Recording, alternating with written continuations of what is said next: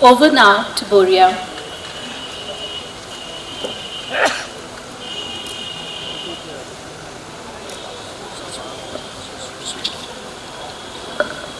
Good evening.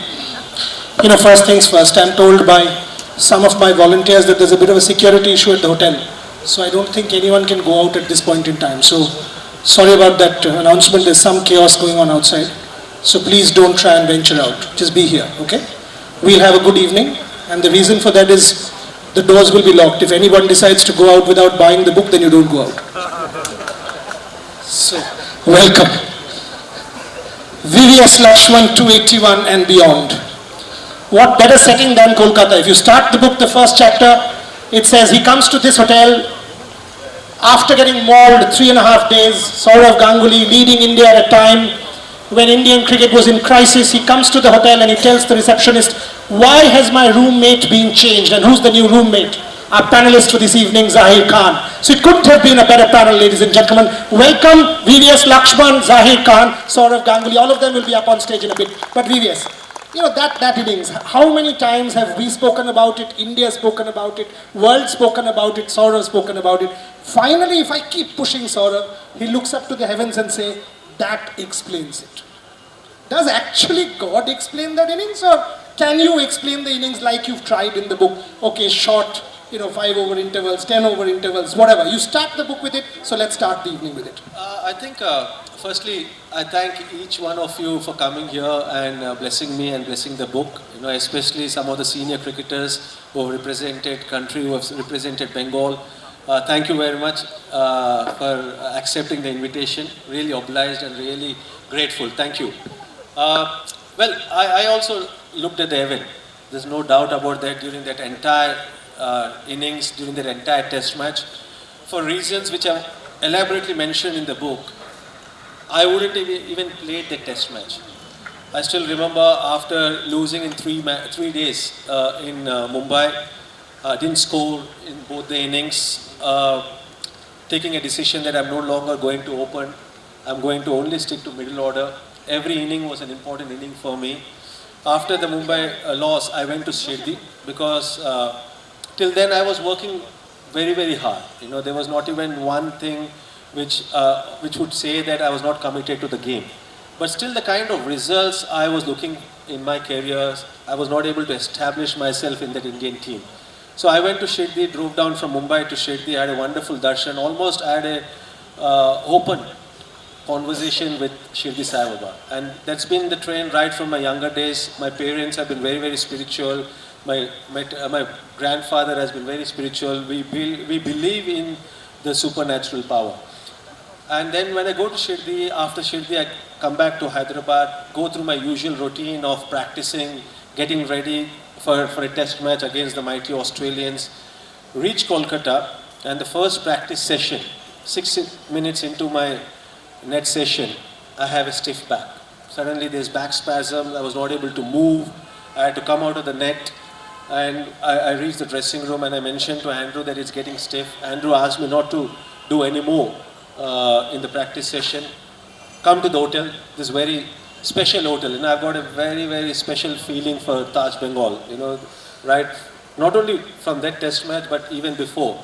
The warmth I get at Taj Bengal, the warmth I get in Kolkata right from the time I arrive till the time I leave is unbelievable. The people of Kolkata are so loving, so affectionate towards me and all the cricketers and all the sports persons. And I come to Taj Bengal, then I go to the physio's room. I go to Andrew's room and say that, Andrew, my back is stiff, but I'm sure I'll be playing the test match. And Andrew looks at me and says that, oh, you think that you'll be fit in 2 days' time? Just watch yourself in the mirror. And when I watched myself in the mirror, I started crying. I was in tears because I couldn't believe what I saw. There was a list, the first time I ever seen that where my upper body was tilted towards one side, which was the left side, and my lower half absolutely straight. And I couldn't believe what I was seeing. And I think it's because of Andrew Leaper's hard work, the way he gave the rehab exercises, the way he mobilized my back, the way he treated, and the commitment he showed for the rest of the 2 days leading up to the test match. Luckily, getting an opportunity to play in that 11, Andrew convinced Saurav and John that I should be fit, I should be going through and getting through the test match. And then, luckily, we lost the toss. And Australia elected to bat. They got more than 400 runs, 445 runs, fielded for 1.5 days. So that sort of eased my back. And then we were struggling in the first innings, went out and scored 59, which probably the way I batted, probably because of that, Saurav and John thought that I would be right person to bat in number 3. Suddenly I was surprised, but at the same time delighted when John came and told me not to remove my pads, and I go out to bat in number 3, and rest is history. The reason I'm telling this, the sequence of events, is there is no chance when I walked into Andrew Leaper's physio room and watched myself in the mirror that in 2 days' time I would be playing a cricket match, leave alone a test match against the mighty Australians. There was no chance that a physio would have seen me, would have allowed me to play an international match. So I felt throughout the test match the divine supernatural power almost guiding me and blessing me, you know, and that's what I feel, you know, when I remember or think about that Kolkata test match. It's not only that I scored 281, it's not only that we were 274 runs behind and we came back from that situation and won the test match, but 2 days before the test, I shouldn't have even played. So there is definitely the divine blessing which helped me to play the test match and perform the way I did. Just some fill in the blanks. Lakshman mentioned that he went to Shirdi Sai Baba. He also went to 2 temples in Hyderabad. If you read the book, you will know that. So multiple blessings of the supernatural. But he then uses some words. He says, "My mind was somewhat clear but unsettled." That's the word you use, unsettled. So when he was on the flight to Kolkata, and then as he described, the rest is history. Just to give him another context, if you read Shane Warne's recently launched autobiography, which came out in India just last month, and he describes the innings from the Australian perspective. He was like, I tried everything in the world, and this man was just sort of playing against the turn, with the turn, and he writes, for the first and only time in Australian cricket history perhaps, we didn't pick a wicket for close to 42 hours. And he said at one point in time, Adam Gilchrist and I started doing the best Australian 11, the best Indian 11, the best World 11, the best X11, and we had finished everything, but Rahul Dravid and VVS Lakshman were still batting. That's what transformed world cricket for all times to come. Describe to me, Saurav played a very, very good hand. Zahir played that match. When the partnership started, when did you all finally start to believe? You started to believe this match can be won. Probably after tea on the last day, none of us believed that we could win the test match. When me and Rahul were batting, it was just about saving the game. And then at the end of the 4th day, we thought that we had a respectable total, but even then we didn't think that we could win the match. And then when Saurav decided that we are going to bat for 1 more hour and get to a target which can be a challenging target, but at the same time can give our bowlers an opportunity to win the game, because it was probably only some 75 or 77 overs which we bowled. And how do you even think that in 77 overs you can get the mighty Australian batsman out? It was still a good wicket to bat on. Yes, we had the bowlers who could take those 10 wickets, but I still feel that when we walked for tea on the 5th day, even then we didn't really feel that we could win the game. But after tea, the way the spells of Sachin turned the tide towards us, and then again Bajji came back and then picked up the wickets. But what was really important, and I mention this and maintain this, is that test match not only taught us how to keep fighting till the last wicket or the last run is scored, but it also taught us a lot of life lessons. Is to never ever give up, irrespective of how tough the challenges you may be facing. Always try to find a solution to a problem. So there are a lot of life lessons which we all learn. And the contribution from each and every player. I still remember someone like Hemang Badani, who was a substitute. He came in and took a blinder at back for short leg. The way Sachin came and took 3 wickets, which again was very, very important, keeping in mind the context of the match, the way it was progressing. Because at one stage, because Australian batsmen were known to play that aggressive type of cricket, aggressive batting, and the asking rate was not much. The way we got those wickets was really, really memorable. And the feeling which we had after winning the test match is probably the feeling which I never ever experienced anytime else in my career. The feeling after the Kolkata test match, the feeling after the Chennai test match. Because that Australian team was probably the toughest Australian team we must have played against. Or that Australian team was probably the best international team I must have played in my career. Now tell me something. You are the good boy of Indian cricket. Everybody will believe what you say. Saurav has been asked this question 200 times by me, 1 million times by everybody else. Did he actually make Steve Waugh wait at the toss deliberately? You've not written about it in the book, but I'm sure you know. Well, we can ask Saurav. No. I know Saurav's answer. I believe what Saurav says. No. Saurav's answer I know. I can give this. Saurav will, I'll ask, but you tell me, because you know him inside out. Did he deliberately make Steve wait? Yes, no. Well, that's something which I cannot tell in the open. But one thing is for sure, which I can tell in the open, that the way Saurav retaliated and countered Steve Waugh's statements. Steve Waugh is known to be, supposed to be, the tough cricketer. Yes, everyone who plays international cricket is supposed to be a tough cricketer. Otherwise, they cannot survive or have longevity playing international cricket. But before even coming to India, I still remember we were having a camp in Chennai, in the Kemplas ground, and Steve was started to play those mental games. This is the final frontier and all that stuff which usually Steve Waugh does, or any Australian captain used to do more so Steve Waugh before an international tour. And for the first time, I felt that an Indian captain in the form of Saurav started to give it back in the open. And that somehow was very infectious. That somehow rubbed on to the entire players. And then also John Wright in his own way disliked Australians. So he wanted to prove a point that we are no less than the Australian team. And that aggression was infectious. That positivity was very, very infectious. I don't know about Saurav intentionally asked Steve Waugh or made Steve Waugh to wait, but it was enjoyable. See, what just happened was, he batted the whole day, right? India did not lose a wicket. So clearly I bowled a ball, he left it outside the off stump, good judgment.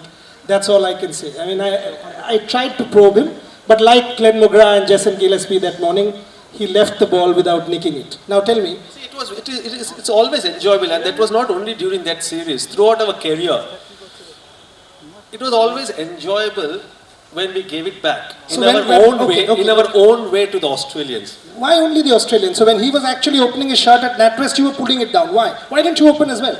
In NatWest at Lords, Saurav tells me that... Well, I would like to listen what version Saurav gives. Okay, Saurav's version is he was opening his shirt and Harbhajan was asking, "Main kya karu?" He was saying, "Tu bhi khol." You were pulling it down and say no. That's Saurav's version. Dada, am I right? Is that the version? I'll ask you the question on stage again. Yeah, but coming back to the Australians, I think what was very important for us is to beat the best team we were facing, whether in our own backyard or whether we are playing in Australia. And that's what I write elaborately in 2000 when Saurav took over as the captain and John Wright became the coach. And I think that was the lowest point as far as Indian cricket was concerned. Also world cricket. Because we had just come out of a very turbulent period. Yeah, and world cricket, but more so Indian cricket. And then the way we prepared, and the way we had that camp in Chennai, 4 days of that camp, which was such an innovative camp, but a camp where each and every player contributed. And what we did in that camp, we had a roadmap of how to take Indian cricket forward. Not only that current team, but how to take Indian cricket forward. And suddenly each and every player were contributing in the goal setting, which never used to happen. It usually used to be the captain or the coach who were setting the goals and everyone had to follow. But suddenly everyone were involved in that process. Senior most to the junior most player in that group were involved in that process. And suddenly everyone started taking responsibility of the goals they started to set. And the only goal for us was to become the #1 test playing nation in world cricket. And the way we could achieve that is what we decided was to beat the best at home or in their own backyard and to start doing well in overseas conditions, on overseas tours.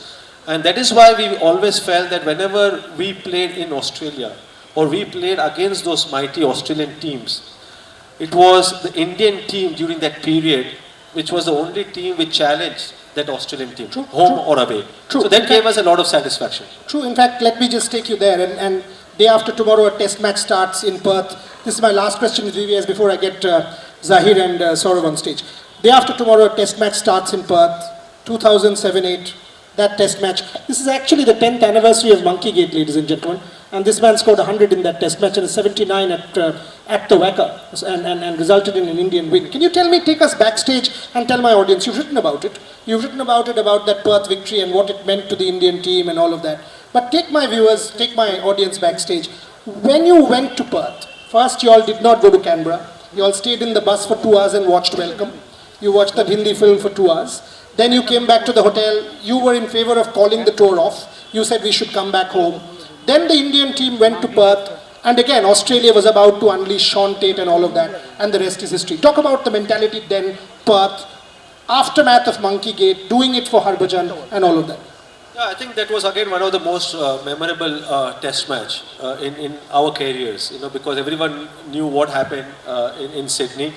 It was not only what happened between Baji and Andrew Symonds, but more importantly, the kind of dismisses or the kind of quality of umpiring we have seen. We felt that we should have won that test match, because after losing the Melbourne test match, we thought that if you had won the Sydney test match, we would have leveled the series, because we felt that in 2003-04, we missed an opportunity to beat Australia and that was our dream.